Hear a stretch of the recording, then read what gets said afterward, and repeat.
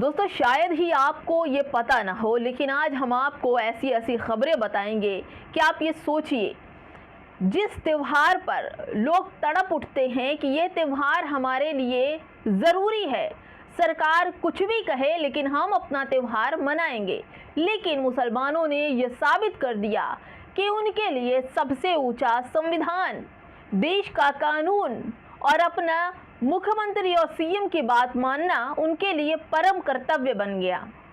दोस्तों, जहां एक और बकरीद के मौके पर मुसलमानों ने गाय का कुर्बानी का बाइकॉट किया, तो वहीं गाय को राष्ट्रमाता घोषित कराने के लिए रैलियां भी निकाली, प्रदर्शन भी किए। और साथ ही दोस्तों, जिस दिन बकरीद की नमाज थी, उस दिन नमाज के बाद एक ऐलान हुआ, तमाम मस्जिदों में एक ऐलान हुआ, तमाम उन जगहों पर जहां पर नमाजें अदा की गई और वहां पर सबने हामी भरी कि गाय को राष्ट्रमाता का दर्जा दिया जाना चाहिए। इस देश में न जाने कितने सनातनी हैं, न जाने कितने हिंदू धर्म को मानने वाले कट्टरपंथी लोग हैं, लेकिन आज भी किसी ने कोई प्रदर्शन नहीं किया कि गाय को गाय माता का दर्जा देना चाहिए। वहीं 2% मुसलमानों ने ये तय कर लिया कि अब गाय को राष्ट्रमाता का दर्जा दिलाकर ही रहेंगे। नमस्कार, आप देख रहे हैं बामसेफ न्यूज़ और मैं हूं आपके साथ शैला। बंगाल में जिस तरह से एक आदेश जारी होता है कि बंगाल में जो भी गाय, पहले तो गाय काटी नहीं जाएगी और गाय अगर कटेगी तो वो 14 साल के बाद की गाय होगी। दोस्तों, इस बात को लेकर तमाम तरह के सवाल लोगों के खड़े होने लगे। लोग पूछने लगे कि क्या 14 साल के बाद की गाय गाय माता के पद से इस्तीफा दे देती है, रिटायर हो जाती है या फिर अपना पद त्याग देती है। जवाब देने के लिए सीएम को आना चाहिए, लेकिन ऐसा नहीं हुआ। लेकिन वहां के मुसलमान तो बड़े समझदार निकले। उन मुसलमानों ने 14 साल की भी गाय की कुर्बानी नहीं दी, क्योंकि उनके हिंदू भाइयों की आस्था से सवाल रखता है। जहां पर भाई भाई की अगर आस्था मोहब्बत का ख्याल ना रखे तो फायदा क्या हिंदुस्तान का नाम हिंदुस्तान रखने से, क्योंकि इस देश की आज़ादी के लिए कंधे से कंधा मिलाकर खड़े होने वाला मुसलमान अपने भाइयों का भरपूर साथ देगा। उन्होंने बंगाल से लेकर अब पूरी दुनिया के जो देश के मुसलमान हैं वो चाहते हैं कि हिंदुस्तान की गाय को माता का दर्जा दिया जाए, राष्ट्रमाता घोषित किया जाए, उनको प्रमाण पत्र दिया जाए। दोस्तों, इस तरह से लोग कहते थे कि मुसलमान बकरीद में गाय काटेंगे, मानेंगे नहीं। जो षड्यंत्र रचे गए थे मुसलमानों के लिए, जो जेनोसाइड की बात की गई थी, जो उपद्रव मचाने की बात की थी, उन सब पर मुसलमानों ने लगाम लगा दिया।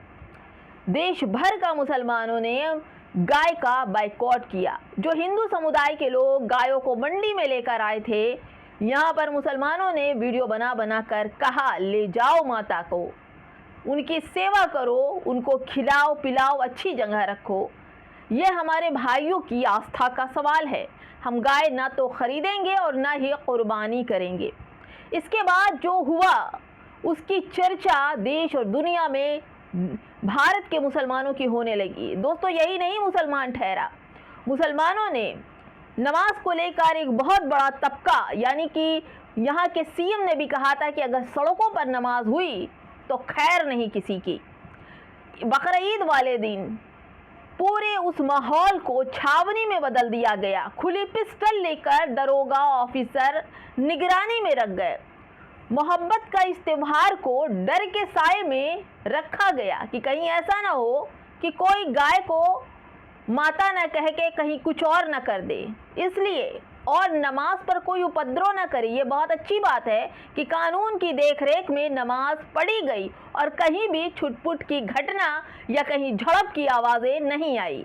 यही इनको जब कावड़ यात्रा महीने भर की निकलती है तो करना चाहिए, निगरानी रखनी चाहिए, सीसीटीवीज लगाने चाहिए, बैरिकेड लगाना चाहिए, लेकिन यह करना भूल जाते हैं और तभी रेस्टोरेंट में तोड़ फोड़ दिखाई पड़ती है, रास्ते को तोड़ा फोड़ा जाता है, टॉली गलियों में जो खड़ी होती है उसमें आग लगा दी जाती है, बाइकें तोड़ दी जाती है, फूंक दी जाती है। लेकिन नमाज अगर है, बकरीद है, ईद है, तो वहाँ पर पुलिस प्रशासन मुसलमानों की निगरानी करता। बहुत बढ़िया बात है कि मुसलमान अपराधी नहीं है, अपराध की श्रेणी में निकलता ही नहीं है। उनके हाथों से उनके त्योहारों वाले दिन कोई अपराध नहीं होता, क्योंकि निगरानी में प्रशासन होता है। बहुत अच्छी बात है। और दोस्तों, यही नहीं मुसलमान ठहरा, मुसलमानों ने कहा कि अगर हमारे देश में गाय को राष्ट्रमाता का दर्जा दिया जाए तो ठीक है, नहीं तो हम बड़े आंदोलन और प्रदर्शन की तैयारी करेंगे। और ये तब हुआ जब बकरीद की नमाज मस्जिदों में हुई और उसके बाद सैकड़ों की तादाद में लोगों ने हाथ उठाकर ये प्रॉमिस किया, ये संकल्प लिया, ये वादा किया कि गाय को राष्ट्रमाता घोषित किया जाए और हम इसका भरपूर साथ देंगे। दोस्तों, यहाँ तो माहौल और पैतरा ही पलट गया। जिस वजह से मुसलमानों को बदनाम किया जा रहा था, उसी पर मुसलमानों ने ऑब्जेक्शन रख दिया, उसी को अपना हथियार बना लिया। और अब जिस तरह से बकरीद में गायों का बाइकआउट किया गया, कुर्बानी नहीं हुई देश भर के अंदर, अब जो व्यापारी हैं, जो गाय पालते थे साल भर के लिए, वो सरकारों के खिलाफ प्रदर्शन करने लगे, सड़कों पर निकल आए, लाठियां खा रहे हैं और कह रहे हैं कि हमारी गाय नहीं बिकी, हमारा नुकसान हो गया और हम क्या करेंगे। अब हम इतनी गाय, भैंस, बैल लेकर कहाँ जाएंगे? क्या सरकार हमारी मदद करेगी? दोस्तों, एक तो ये हो गया कि अगर मुसलमानों ने गाय का राष्ट्रमाता घोषित किया गया, तो जब राष्ट्रमाता का सर्टिफिकेट मिल जाएगा तो जो स्लॉटर हाउस जिन सनातनियों के कस्टडी में है वो भी बंद हो जाएगा। हलाल सर्टिफिकेट्स का जो सर्टिफिकेट्स मिला हुआ है ओमान और कुवैत और फला डिका के देशों से भारत को, वो भी बंद हो जाएगा। जिस पैकेट पर गौ माता का मांस बेचा जाता और उस पर स्टैम्प लगा होता है कि ये हलाल है, उस पर भी रोक लग जाएगी। विदेशों में एक्सपोर्ट होने वाले तमाम गोश्तों पर मोहर लग जाएगी कि ये गाय का गोश्त है, ये एक्सपोर्ट नहीं होगा। दोस्तों, इससे सबसे बड़ा जो नुकसान होगा किसका होगा, आप समझ सकते हैं। फायदा गौ माता से कोई और ले रहा था और मारा कोई और जा रहा था। बस हो गया। अब मुसलमान भी अपने भाइयों के साथ, उनकी आस्था के साथ खड़ा है, मजाक नहीं है। तमाम इस वक्त हिंदू मुसलमानों को एक हो जाना चाहिए और गाय को राष्ट्रमाता का दर्जा दिलवाने की मुहिम तेज कर देनी चाहिए, प्रदर्शन करना चाहिए। अगर आप अपने लिए रोजगार के लिए वाटर कैनन खाते हैं, रबर की गोलियां खाते हैं, तो मुसलमानों को भी बाहर निकलना पड़ता है। प्रदर्शन करें कि गाय को गाय माता का दर्जा दिया जाए, बिल्कुल दिया जाना चाहिए। किसी की आस्था, किसी के धर्म से बिल्कुल खिलवाड़ नहीं करना चाहिए। अब मुसलमान उठ खड़ा हुआ और इतिहास रचने जा रहा है। दोस्तों, दिल्ली हो, कानपुर हो, बनारस हो, वाराणसी हो, लखनऊ हो, इलाहाबाद हो, हर जगह यही नमाज के बाद मुसलमानों ने संकल्प लिया कि अब गाय को राष्ट्रमाता का दर्जा दिलाकर रहेंगे।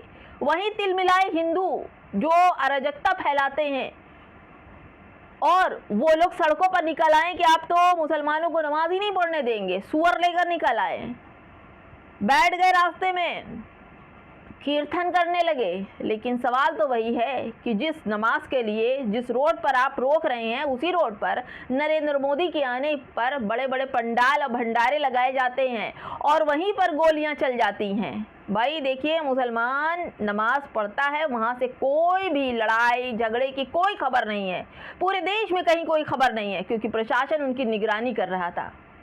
यही प्रशासन अगर इस वक्त भी भंडारा, रैली, प्रदर्शन और तमाम भंडारे और जो पंडाल का देखभाल करे, तो उसमें भी लोगों की न गाड़ियाँ जले, न लोग मारे जाए, न हड्डियाँ टूटे और ना ही बम या तेल लगाने की ज़रूरत पड़े। फिलहाल दोस्तों, इस वीडियो में इतना ही। मुसलमानों ने इतिहास रच दिया, क्या कहेंगे कमेंट में ज़रूर बताइए। नमस्कार।